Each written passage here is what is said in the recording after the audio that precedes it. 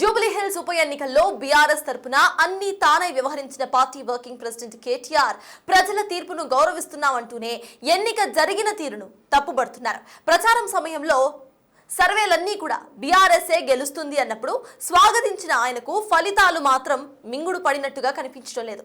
అసలు గులాబీ పార్టీ అంత దారుణంగా పరాజయం పాలవడానికి రీజన్స్ ఏంటి?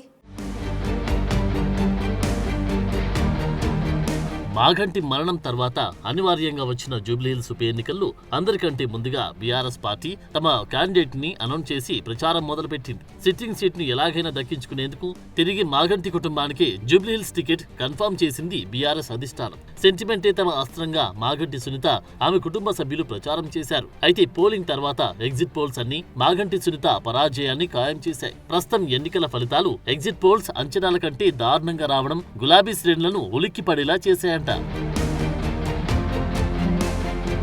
2014లో టీడీపీ నుంచి జూబ్లీహిల్స్ అభ్యర్థిగా తొలిసారి పోటీ చేసిన మాగంటి గోపీనాథ్ కు 9,000 పైచిలకు మెజార్టీ లభించింది. తర్వాత గులాబీ పార్టీ కండువా కప్పుకున్న ఆయన 2018 ముందస్తు ఎన్నికల్లో 16,004 ఓట్ల ఆధిక్యతతో గెలుపొందారు. 2023 ఎన్నికల్లో బీఆర్ఎస్ అభ్యర్థిగా 16,337 ఓట్ల మెజార్టీతో మూడోసారి గెలిచారు. మాగంటి గోపీనాథ్ కు జూబ్లీహిల్స్ నియోజకవర్గంలో అనేక మంది అనుచరులు, అభిమానులున్నారు. అయితే ఆయన అకాల మరణం తర్వాత వచ్చిన ఈ ఉప ఎన్నికల్లో మాత్రం గోపీనాథ్ భార్య మాగంటి సునీత ఏకంగా 24,658 ఓట్ల తేడాతో ఓటమి పాలయ్యారు. దాంతో గులాబీ శ్రేణుల్లో అంత ఘోర పరాజయానికి గల కారణాలపై రకరకాల చర్చలు మొదలయ్యాయి. ప్రచార పర్వంలో అన్ని తానై వ్యవహరించిన బీఆర్ఎస్ వర్కింగ్ ప్రెసిడెంట్ ను ప్రజలు విశ్వసించలేదని, ఆయన ప్రచారంలో ఫెయిల్ అయ్యారని పార్టీ శ్రేణులు అభిప్రాయపడుతున్నాయట. 10 ఏళ్లు రాష్ట్రాన్ని పాలించిన తమ పార్టీ జూబ్లీహిల్స్ కు ఏం చేసిందో కేటీఆర్ చెప్పలేకపోయారని, ఎంతసేపు కాంగ్రెస్ 2 ఏళ్ల పాలనను విమర్శిస్తూ ముఖ్యమంత్రి రేవంత్ రెడ్డిపై ధ్వజమెత్తుతూ ప్రజల్లో చులకనై సెల్ఫ్ గోల్ చేసుకున్నారంటున్నారు. మరోవైపు పార్టీ శ్రేణులను సమన్వయపరచడంలో కూడా కేటీఆర్ విఫలమయ్యారన్న టాక్ వినిపిస్తోంది. అదీ కాక గోపీనాథ్ అనుచరులు కూడా గ్రౌండ్ లెవెల్లో సునీతకు సహకరించలేదంట. మాగంటి గోపీనాథ్ ఎన్నికల్లో నిలబడ్డారంటే ఆయన అభిమానులై ఎన్నికల భారమంతా తమ భుజాల మీద మోస్తూ గోపీనాథ్ ను గెలిపించుకునేవారు. కానీ ఈ ఉప ఎన్నికల్లో మాత్రం వారంతా నామమాత్రంగానే పనిచేశారని, అందుకే సునీత అంత భారీ తేడాతో ఓటమి పాలయ్యారంటున్నారు.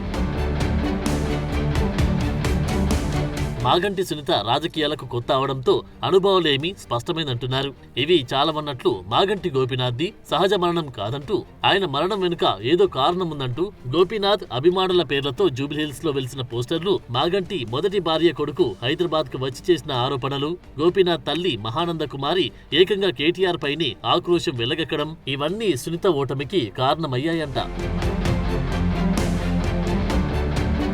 అయితే ఫలితాలు వెలువడిన తర్వాత కేటీఆర్, మాగంటి సునీతలు ఓటమి నెపాన్ని అధికార పక్షంపైకి నెడుతూ ఉండడం చర్చనీయాంశం మారింది. ఈ ఉప ఎన్నిక తీర్పును తాము స్వాగతిస్తున్నామన్న కేటీఆర్ ఎన్నికలు ఎలా జరిగాయో అందరికి తెలుసునని విమర్శిస్తున్నారు. రాజకీయాలకు కొత్త అయిన సునీత గట్టిగా నిలబడ్డారని కొనియాడారు. బీఆర్ఎస్ గెలుస్తుందని పలు సర్వేలు చెప్పాయని గుర్తు చేశారు. ఆఖరి 3 రోజులు ఏం జరిగిందో అందరికి తెలుసునని విమర్శించారు. మీకు తెలుసు ఎట్లా ఎన్నికలు జరిగినాయో కూడా అందరు చూసినారు, నేను చెప్పక్కర్లేదు ప్రత్యేకంగా. మరి మొత్తం ఎన్నిక ప్రచారం ముగిసేదాకా ఎట్లా జరిగింది, ప్రతి సర్వేలో కూడా బీఆర్ఎస్ గెలుస్తుందని ఎట్లా చెప్పింది, ఆ తర్వాత ఆఖరి 3 రోజులు ఏం జరిగింది, ఇదంతా ప్రజలు చూసినారు. నేను అందులోకి పోను.